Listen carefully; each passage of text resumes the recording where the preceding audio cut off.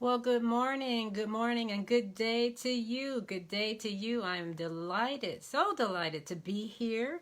And I am clicking over here on my page.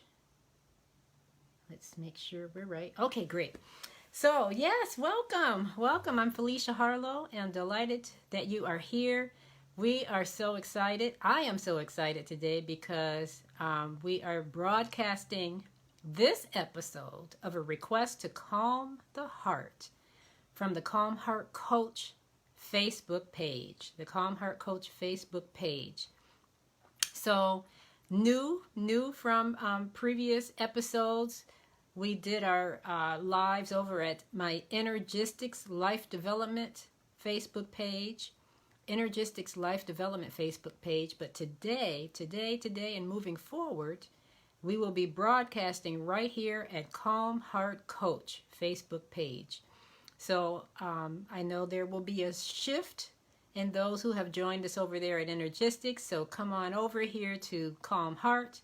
I will send this broadcast over to Energistics until everyone is able to gather up the shift in our broadcasting process.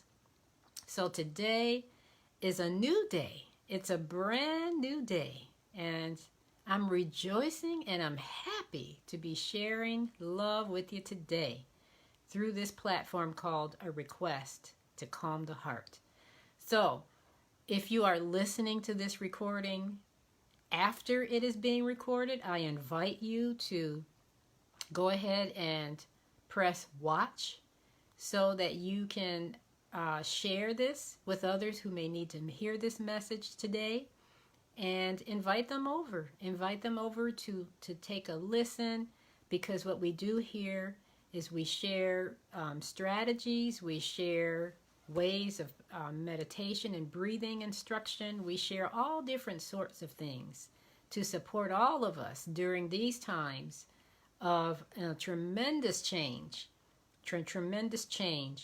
And so today's message is all about how we move through the way in which we present our attitude out inside of the world. And as I've been sharing on so many other posts prior to this one, attitude really begins within. And so the platform here of Calm Heart is all about supporting myself, supporting others to return within ourselves so that we can get clarity about who we are, what we're here to do, and how we are to show up in the world so that we can be an incredible contribution to the whole. Welcome, Milani. Good morning. I'm so excited that you landed on this brand spanking new Calm Heart page. Thank you for coming on over. I'm so appreciative that you're here. And thank you so much for the hearts. Hey, Amber. So good to see you as well. Come on in. The Heal You Network is here in the house. And as a part of the Heal You Network, we are broadcasting starting at 10:11 a.m. Central with Noble Jules Hamilton. And then I follow her at 10:30 Central Standard Time right here at Calm Heart Coach. And then right behind me is Milani Shani at Milani Shani Global. And she broadcasts on her page, Milani Shani Global, at 11 a.m. Central. And then finally, after Milani, we have Ken Canyon, and he broadcasts on his page at Ken Canyon. So come on in. Oh, thank you. Yes, I got it all cut off so I can be fresh and new as we move through June and beyond. So, starting with a new Facebook page here, also starting with a new cut, a new haircut. So yes, come on in. I diverted. But yes, today, so we're focusing on attitude, and I thought as this first video for this new page, we would go back to the basics, because attitude starts within, and our perceptions. Our perceptions. I remember studying with Bruce Lipton, Dr. Bruce Lipton, and he was actually from my alma mater. He did a lot of research through the University of Wisconsin-Madison, and he was one of the instrumental physicians who discovered this whole idea of perceptions and how our cells within our bodies respond to perception, and how our perceptions can really create a shift and change in our environment, specifically related to all the cells within our bodies. So based on what we're thinking and perceiving, we have the ability to make changes. And it's not so much based on hereditary. You know how we always used to talk about, oh, well, that was just something that happened in my family. So they had it, so I have it. No, he started to do the research, and he found it's not just based on hereditary in terms of things that we develop, in terms of heart disease and anything else for that matter. But a lot of it has to do with how we are perceiving life. What are our behaviors? What are our thoughts that are showing up in the world? And as a result of his research, he showed that what we perceive really shapes our reality. And our attitude is certainly a part of that process. So today we're returning to the basics around calm heart. And what is calm heart? What is this idea of calm heart? Why did I develop calm heart? Or should I say, why did it come out of me? Because it is something that just emerged from me as I've continued to move through my experiences in life. And so this whole idea of calm heart has emerged because it's about, those of us that tend to focus on the external things. That's what we've been taught. When we are young, we're taught to go and see the doctor to tell us about ourselves so that we understand ourselves. And so we're conditioned in that environment to go outside of ourselves to get the information about ourselves.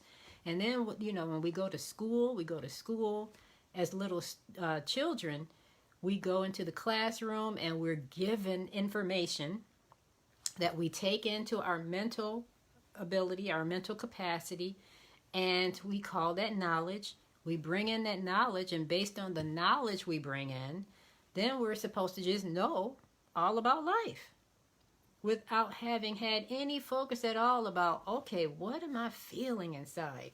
What sensations are happening inside of my body? Does this ring true for me based on what someone has shared works? So the Calm Heart philosophy, the Calm Heart way, was developed as I continued along my life's path and started to question, wait just a minute. So what someone is telling me here is not feeling like it's lining up inside of me. So let me start to go back inside and start to really assess, what is this all about? And so one key area of that was the area around my emotional landscape, my emotional ways in which I express them, experience them, feel them, all of that. I quickly started to learn that when I was in specific environments, things would shift quickly. I would step into an environment and I would start to experience sensations inside of my body and then emotions. I'd start to emote certain things, and I'm like, that is not what I thought or, what I was experiencing just a moment ago. So I started to really understand that, I'm kind of like this biofeedback mechanism. My body is like this biofeedback mechanism in which I am experiencing certain things, and internally I'm feeling all these sensations, yet externally it's showing up quite differently as a part of my experience. So that just gives you an idea of how Calm Heart started to just emerge from me. So this is an aspect of who I am. Calm heart is who I am, regardless of what job I'm working or what environment I'm stepping into or whom I'm in relationship with. Calm heart is who I am. I am a calm person. Naturally speaking, I'm a calm heart. And so just to give you the commitment, the calm heart commitment that I developed to really just work with students that I've been working with, as well as adults that I've been coaching over the years, and sharing inside of women's circles, calm heart circles. This calm heart commitment came through. It emerged because it was just a return to the simple, a return to the naturalness of who we are. And so many people get away from it, myself included, because there's so much busyness going on in this world. And my goodness, right now there's so much happening in so many different pockets that it's hard to not get distracted.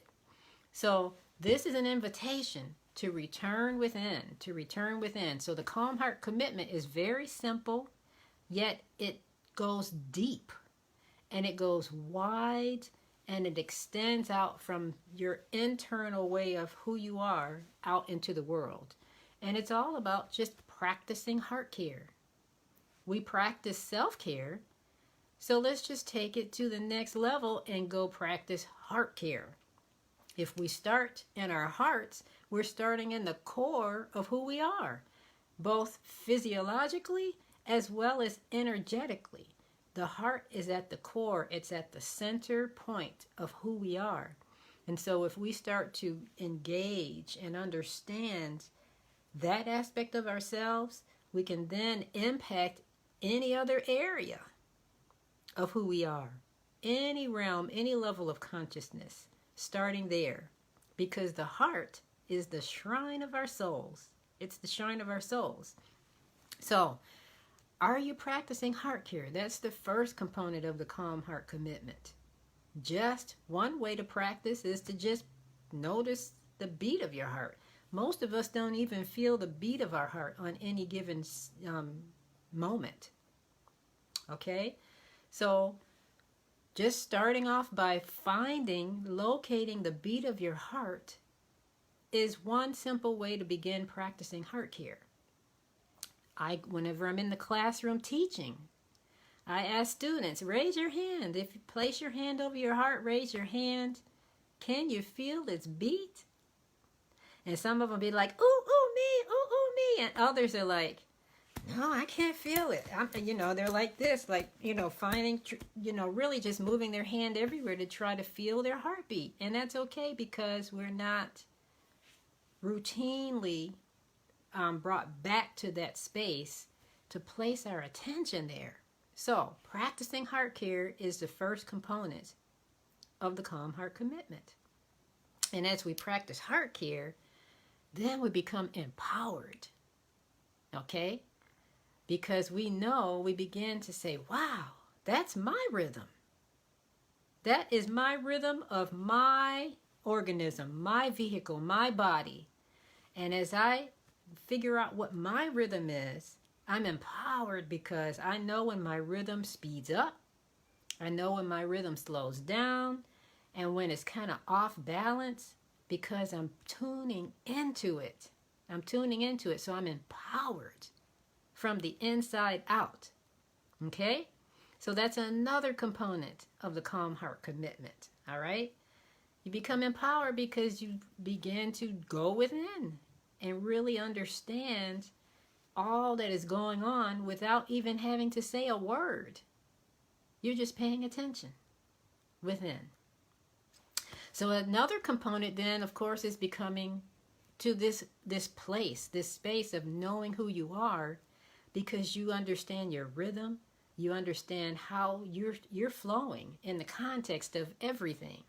So like for me, an example is, when I'm in a faster paced environment, I tend to come in and slow things down, because I have a calmer disposition that is natural for me. And, I may be in environments where people want me to speed up, and I need to speed up, and I can do that. I can be that if I need to be. Because I know how to make adjustments. However, my natural state is a very calming, relaxed way of being.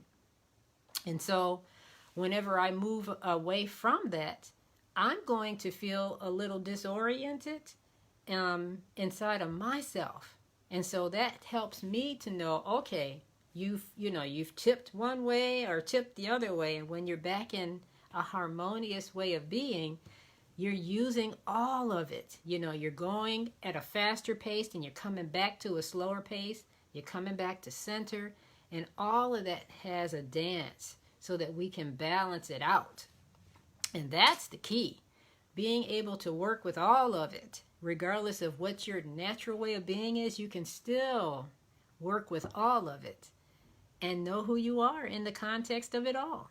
And then the final aspect of the Calm Heart Commitment is all about just loving yourself, loving who you are, loving the gifts that you've been given from birth to share in the world, and being supportive and joyful to others in a way that serves. So, all of this backstabbing and frustration and anger and bitterness toward each other, it just doesn't work anymore. It's not working anymore because we need to move forward powerfully together.